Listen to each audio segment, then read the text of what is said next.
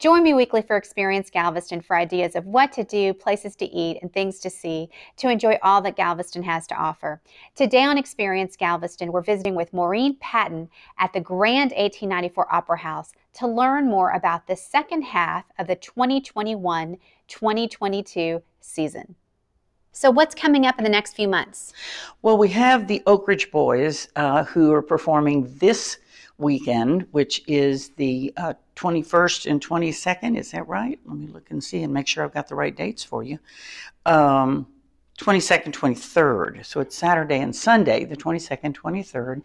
And they haven't been here for 2 years. So they are really excited about coming back. It looks like we're going to have 2 full houses for them. And what a joy they are. And so they're anxious to come back and play for this audience that they always just love, because our audiences are wild about them.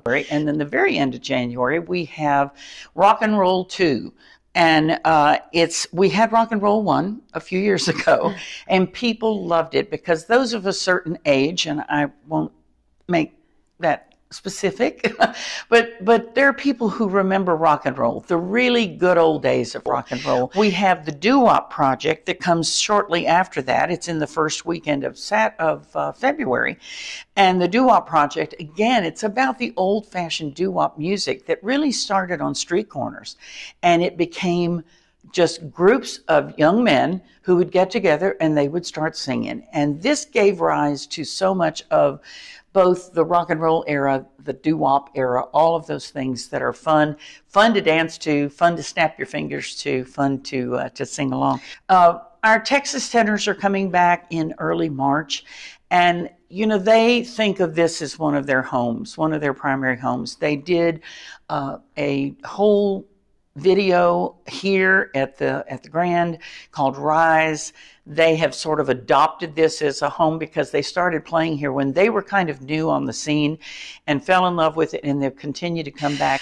We have our only Broadway show this year is a brand new show, and it's touring before it heads to Broadway, and it's called An Officer and a Gentleman. And it is the story of the movie that we all loved. It has the last scene when he picks her up and carries her out. You know, that's important. And all the music is 80s music. And so it's, again, going to be very familiar to people. It's a great love story. And I think that people will find something very uplifting in that. Lyle Lovett is coming with his acoustic group. He has been here before, as everyone knows. He, again, loves this place. He always enjoys it. He always talks about it, and in the best possible way.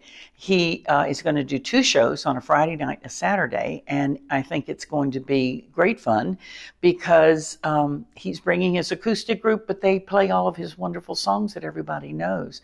It's followed immediately by the Queen's Cartoonists, and the Queen's Cartoonists is a group of young people who created a band/orchestra, but to some of the old cartoons that many of us grew up on. And they've taken some of that music. You know, a lot of the cartoons were classical music background, had that kind of a background. And they have created this really fun kind of an afternoon of what you can see and hear and enjoy. I think this is one that would be great to bring kids to, because I think a lot of kids don't see those cartoons from the past, and they have so much to offer. We've got Chaz Palminteri, and Chaz Palminteri is a very well-known actor. He wrote the script for A Bronx Tale, and it was about his growing up and his choices that he had to make, whether he took a darker road or a more positive road, and of course became an actor. Many of you may have seen Chaz as a character on Blue Bloods when he plays the commissioner's childhood friend. He is a stunning actor, and not only did he write the play, but he was involved in the production of the movie A Bronx Tale, and then the musical that was Bullets Over Broadway, that was just a fun, a more lighthearted telling of his story. Our own Rob Landis is coming back. He's going to do the Great American Songbook this year. Songs that everybody knows, songs that everybody remembers and treasures. And he will be here on a Sunday afternoon like he is every year. And to close the official, and I put that in quotes, the official season, the one that usually runs from September through May, is the music of Billy Joel and Elton John. And Michael Cavanaugh is the performer with his band. Michael Cavanaugh starred in the musical on Broadway that was the music of Billy Joel, and he was handpicked by Billy Joel. So his talent is first rate. His reputation is first rate. He loves doing this tribute to those two fantastic musicians. And where can people go to get more information about the grant and purchase their tickets, as well as learn more about being a seasoned subscriber? Well, we have the box office open now, our new box office, the new counter, our new look on the outside with the brick instead of the plaster. And it is open Monday through Saturday. It's open on Sundays if we have a show. And easily, you can go to thegrand.com and go to our website and buy tickets that way.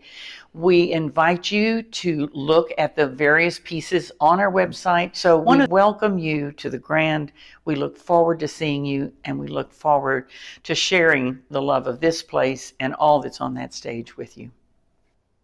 Thank you for joining me for Experience Galveston. Remember to submit your ideas to I-45 Now and Galveston Now, and find us on Facebook, Instagram, and YouTube.